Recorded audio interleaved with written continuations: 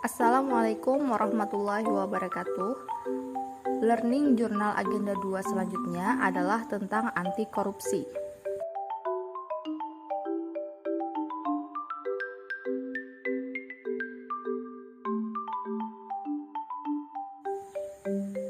Ada 3 materi pada anti korupsi ini. Yang pertama, sadar anti korupsi. Yang kedua, semakin jauh dari korupsi. Dan yang ketiga, bangun sistem integritas.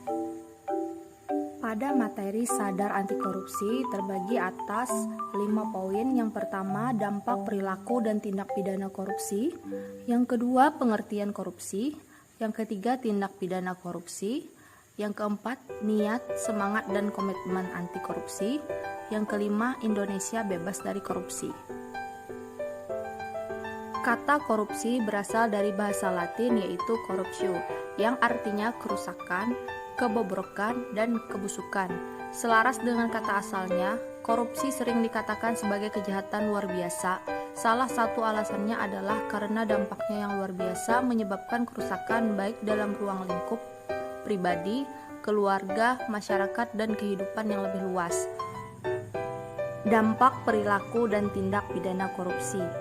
Kehidupan telah diciptakan dengan penuh harmoni, semua berjalan sesuai dengan orbitnya. Ketika sesuatu mengalami penyimpangan, maka terjadi kerusakan di muka bumi. Penanganan korupsi perlu diselesaikan secara komprehensif, karena korupsi adalah masalah kehidupan. Dampak dan bahayanya bisa berpengaruh secara jangka panjang dan merusak kehidupan.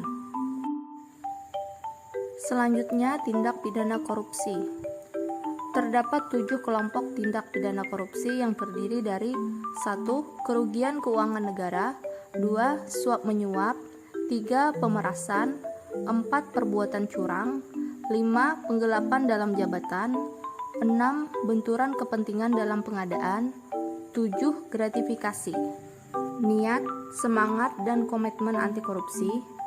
Kesadaran anti korupsi yang telah mencapai puncak tertinggi akan menyentuh spiritual accountability, apalagi ketika menyadari bahwa dampak korupsi itu tidak sekedar kerugian keuangan negara, namun ada kaitannya dengan kerusakan kehidupan. Spiritual accountability yang baik akan menghasilkan niat baik, yang akan menghasilkan visi dan misi yang baik.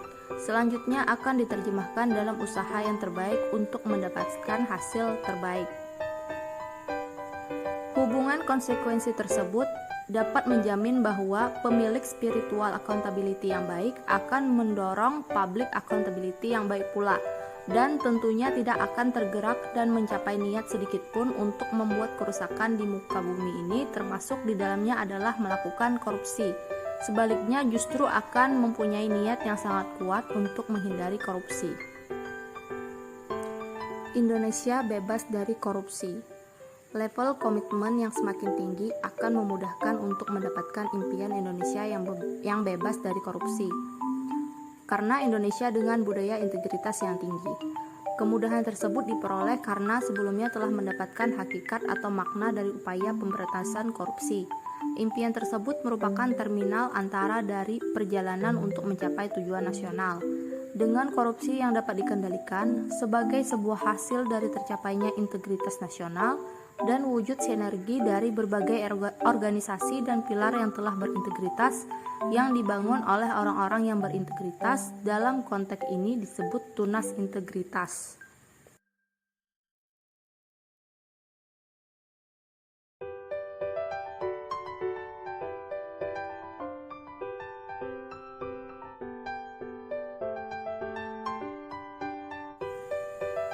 Tujuh jenis korupsi. Yang pertama, korupsi transaktif. Korupsi yang menunjukkan adanya kesepakatan timbal balik antara pemberi dan penerima demi keuntungan bersama. Kedua pihak sama-sama aktif menjalankan perbuatan tersebut. Yang kedua, korupsi ekstroaktif. Korupsi yang menyertakan bentuk-bentuk koersi atau tekanan di mana pihak pemberi dipaksa untuk menyuap guna mencegah kerugian yang mengancam diri, kepentingan, orang-orangnya, atau hal-hal yang dihargai. Yang ketiga, korupsi investif. Korupsi yang melibatkan suatu penawaran barang atau jasa tanpa adanya pertalian langsung dengan keuntungan bagi pemberi. Keuntungan diharapkan akan diperoleh di masa yang akan datang. Yang keempat, korupsi nepotistik. Korupsi ini berupa pemberian perlakuan khusus kepada teman atau yang mempunyai kedekatan hubungan dalam rangka menduduki jabatan publik.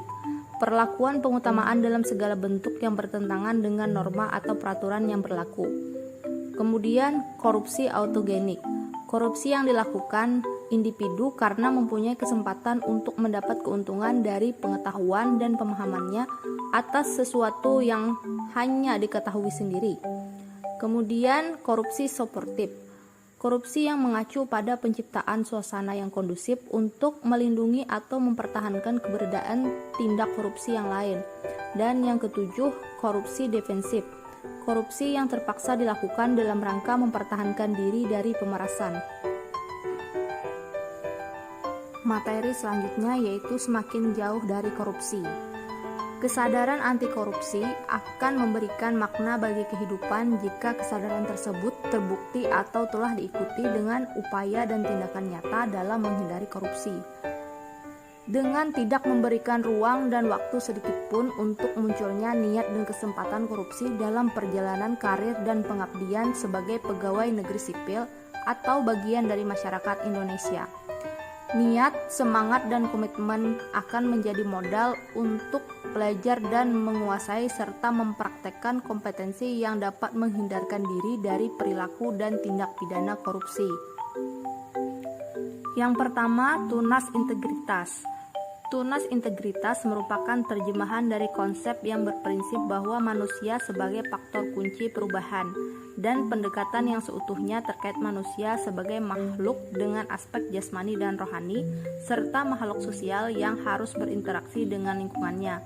Maka, pembangunan integritas perlu dimulai dari upaya membangun integritas individu yang selaras dengan integritas organisasi dan bangsa.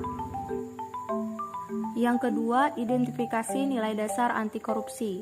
KPK bersama dengan para pakar telah melakukan identifikasi nilai-nilai dasar anti korupsi dan dihasilkan sebanyak 9 nilai anti korupsi sebagai berikut. Pertama, jujur. Yang kedua, peduli. Yang ketiga, mandiri. 4, disiplin. Yang kelima, tanggung jawab. Yang keenam, kerja keras. 7, sederhana. 8, berani. Dan yang kesembilan adalah adil. Selanjutnya, penyelarasan nilai organisasi dan nilai anti korupsi. Setiap organisasi biasanya sudah menentukan nilai dasar organisasinya. Tentunya nilai anti korupsi diharapkan masuk di dalamnya, terutama nilai inti anti korupsinya yang telah diidentifikasi. Lebih jauh lagi jika nilai organisasi selaras pula dengan nilai anti korupsi. Upaya penyelarasan nilai tersebut sangat penting untuk memastikan bahwa para pegawai yang mengusung integritas atau anti korupsi mendapatkan payung yang tepat dalam organisasinya. Selanjutnya, penanaman nilai dan integritas. Adanya 3 proses sosial yang berperan dalam proses perubahan sikap dan perilaku, yaitu kesediaan atau compliance, yang kedua identifikasi atau identification, dan yang ketiga adalah internalisasi. Proteksi integritas agar pengaruh lingkungan negatif tidak dapat masuk dalam diri kita dapat dilakukan dengan yang pertama, melakukan simbolisasi yang dilengkapi dengan imajinasi, sugesti, dan asosiasi bahwa pengaruh tersebut hanya ada di luar diri kita dan tidak pernah masuk ke dalam diri. Yang kedua, melakukan disasosiasi, yaitu keluar dari lingkaran pengaruh negatif tersebut.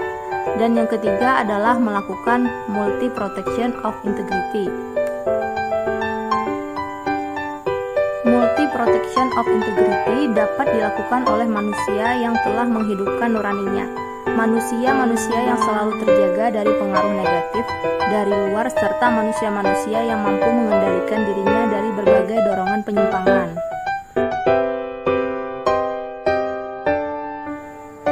Materi selanjutnya adalah bangun sistem integritas. Yang pertama, reframing culture. Salah satu contoh reframing culture adalah upaya mengubah orientasi dari perilaku korupsi yang berbentuk kolusi. Unsur-unsur yang membentuk kolusi baik perilaku, ucapan, emosi, maupun pikiran ataupun paradigma kita sebut sebagai konten dilakukan perubahan atau dikembalikan orientasi konteks menjadi gotong royong yang sebelumnya telah menjadi budaya yang sangat kuat di masyarakat Indonesia. Yang kedua, shedding of integrity. Shedding of integrity merupakan upaya untuk menanamkan pengaruh integritas pada bawah sadar hingga dapat membentuk perilaku. Kebiasaan dan budaya integritas seakan menjadi satu pertempuran antara integritas dan korupsi, saling memperkuat untuk mempengaruhi pegawai negeri di Indonesia. Yang ketiga, sistem integritas organisasi. Bangsa Indonesia, termasuk di dalamnya pegawai negeri sipil, membutuhkan individu-individu yang integritasnya sudah terinternalisasi dengan baik dalam dirinya. Berbicara internalisasi berarti berbicara sistem nilai,